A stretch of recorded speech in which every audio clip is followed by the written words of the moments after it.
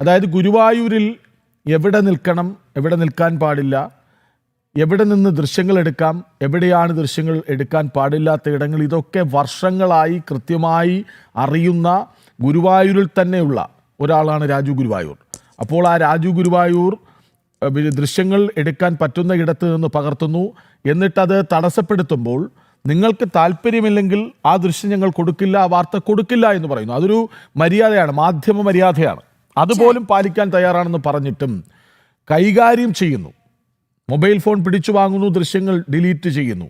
ഒരുപക്ഷെ അതുകൊണ്ടാവും ഈ വാർത്ത ഇത്ര പ്രാധാന്യത്തോടെ പുറത്തു വരുന്നതും നമ്മുടെ പ്രതിനിധിയെ ആക്രമിച്ചതിൽ പ്രതിഷേധം ഇരമ്പുന്നതും, അല്ലേ? അത് തന്നെയാണ് കാരണം. വളരെ വർഷക്കാലത്തെ പാരമ്പര്യമുള്ള വ്യക്തിയാണ് രാജു ഗുരുവായൂർ.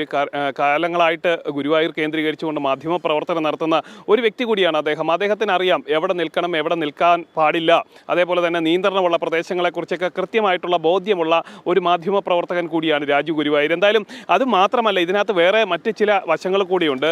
അതായത് ഈ ദേവസ്വം അഡ്മിനിസ്ട്രേറ്ററാണ് രാജു ഗുരുവായൂരിൻ്റെ കയ്യിൽ നിന്ന് ഈ ദൃശ്യങ്ങൾ അടങ്ങിയ ഫോൺ വാങ്ങുന്നത്. അതിനുശേഷം അദ്ദേഹം അത് നോക്കുന്നു.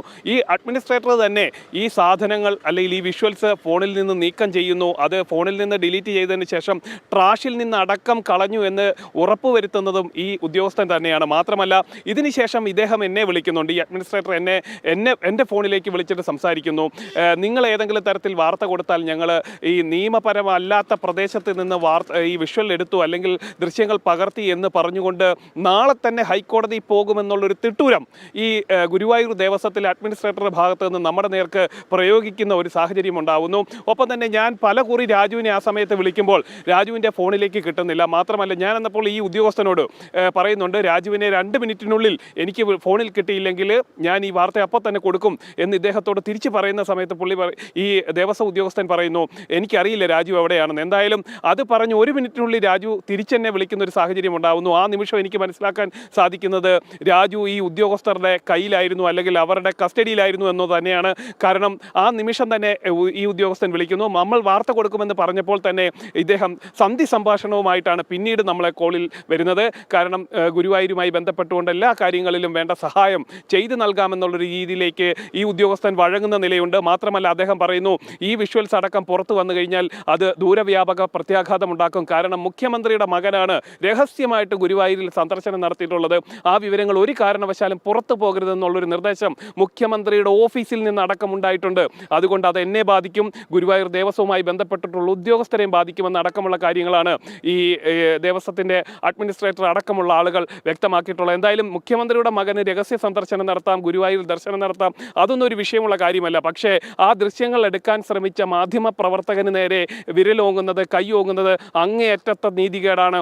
അത് ഒരിക്കലും അംഗീകരിക്കാൻ പാടില്ലാത്ത കാര്യമാണ്. കാരണം അദ്ദേഹത്തിനൊപ്പം വന്നവർ ഒരു ഗുണ്ടകളെ പോലെ രാജു ഗുരുവായൂരിനോട് പെരുമാറുന്നു. മാത്രമല്ല ഈ ഫോൺ പിടിച്ചു വാങ്ങിക്കൊണ്ട് എന്തിനാണ് ഈ അഡ്മിനിസ്ട്രേറ്റർ ഈ വിഷ്വൽസ് ഡിലീറ്റ് ചെയ്യിപ്പിച്ചിട്ടുള്ളത് എന്ന് നമുക്ക് ചോദ്യചിഹ്നമായി തുടർന്നു. അന്നപ്പോൾ അവർക്ക് അത്രയേറെ വേദന ഉണ്ടാക്കുന്ന, അത്രയേറെ ബുദ്ധിമുട്ടുണ്ടാക്കുന്ന, അത്രയേറെ തലവേദന ഉണ്ടാക്കുന്ന ഒരു സന്ദർശനമാണ് ഉണ്ടായിട്ടുള്ളതെന്ന് തന്നെയാണ്.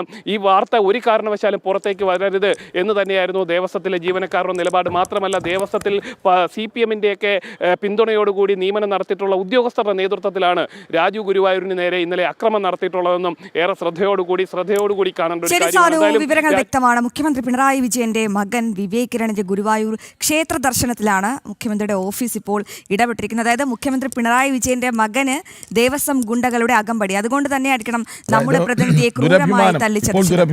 അതെ, ഒളിച്ചു പോയി തൊഴുതു മടങ്ങാമെന്ന് കരുതി. ഈ വിവേക് കിരൺ എല്ലാവരും അറിയുന്ന ആളല്ല, കാരണം ആ മുഖം അത്ര പരിചിതമല്ല. ഇടയ്ക്ക് നമ്മുടെ ആ വിഷയം വന്നപ്പോൾ മാത്രമാണ് ഈ ചിത്രങ്ങളൊക്കെ വ്യക്തമായത്. അപ്പോൾ സ്വാഭാവികമായും വിവേക് കിരണോടെ പോയി വന്നാൽ ആരും അറിയില്ല എന്നൊക്കെ ധരിച്ചിട്ടുണ്ടാകാം. പക്ഷെ അതല്ല സംഭവിച്ചത്.